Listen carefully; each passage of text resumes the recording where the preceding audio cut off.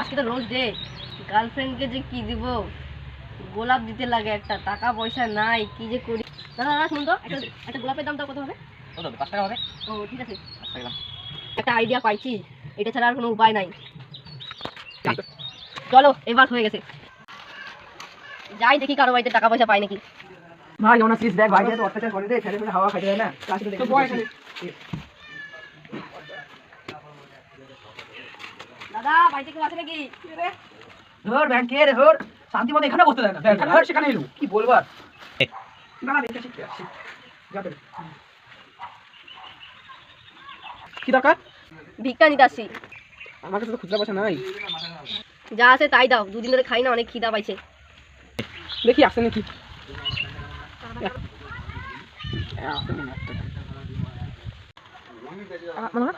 টাকাটা কি হবে? রেডি। এনে তোর একটা তুই রাখ, যা যা তোর টাকা তুই রাখ, আমি গেলাম, থাক এদিকে। গলা ঠিক আছে, বস এখান থেকে। ব্যাগে মনে 4 টাকা ছিল। দাঁড়া।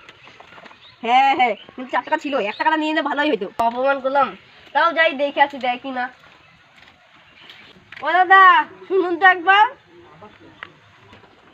দেখ আকাশ, ভিখারির বাচ্চাটা আমাকে কিরকম করে 1 টাকা দিলাম, তা বলে ওর হয়। কে যে রাখতেছে, যাই দেখি। এই কে যে আসছে আবার দেখি। তুই প্লিজ দাদা আমাকে ক্ষমা করে দেন, 1 টাকা প্লিজ দেন, আমি 1 টাকা ছাড়া বাঁচবো না।